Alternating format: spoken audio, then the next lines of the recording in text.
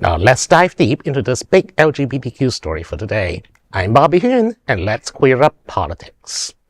Pride flags rise across U.S. in defiance of anti-LGBTQ Trump policies. Resistance is rising, not just in marches, but high above the skylines. This June, pride flags are flying across the United States in noticeable, bold defiance of the presidential administration's attempts to erase queer visibility. While Republican leaders push bans on pride displays in schools and government buildings, governors and mayors from coast to coast are pushing back. In Hawaii, the pride flag was raised over the state capitol for the first time. Governor Josh Green declared, quote, "Flying the pride flag at our state capitol is a proud reflection of aloha, as well as our deep commitment to inclusion. While other places are pushing people to the margins, Hawaii is leading with compassion and courage, recognizing that our Mahu and LGBTQIA plus communities have always been a valued part of our story and always will be," end quote.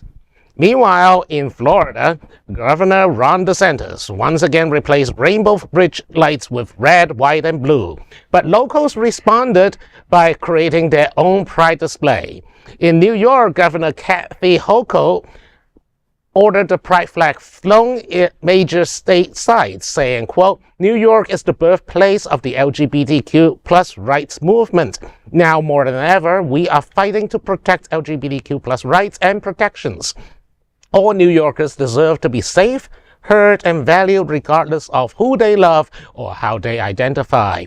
New York is proud of its history and will always celebrate pride," end quote. Some red states have joined in as well. Missoula from Montana made the pride flag its official city flag. In Ohio, the mayor of Cincinnati shouted, quote, "Happy Pride, let's get loud," end quote, as the flag was raised.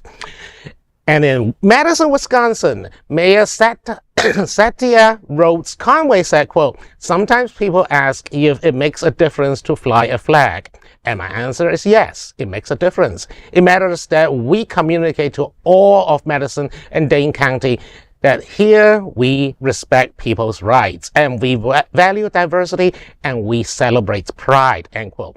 From Boston to California, from Dallas to Muskegon, and sorry, I know it's not how it says, it's how it's pronounced, but you know, I'm not from Wisconsin. Flags are flying, not just in celebration, but in resistance.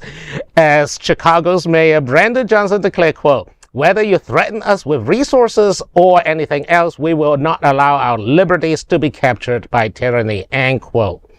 And I think that's great. I think a couple of weeks ago we covered Salt Lake City has declared a pride flag, the trans flag, and I think another flag, Juneteenth flag, as official city flags, just so that they can fly right on the city hall. And that's Salt Lake City, heart of Mormon country, one of the reddest states in the nation.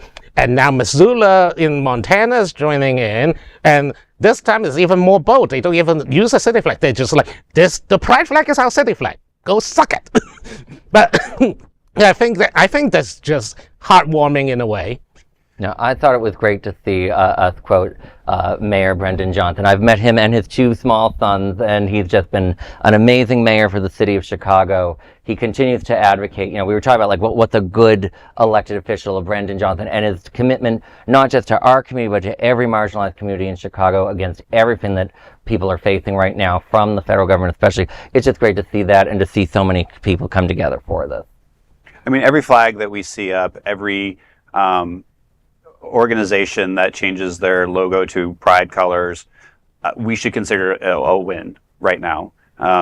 We should just stop saying, you know, they're only doing it for June to get our money. It is a win. It shows that they have something to say against this administration that is consistently, day to day, eradicating the LGBTQ community. I mean, they've already taken T off of the websites. You know, they're cutting funding. They're doing this. So every time you see a pride flag, consider it a win. Whether it's just for June or for now, these cities can fly the pride flag whenever they want now because it is part of their city lexicon.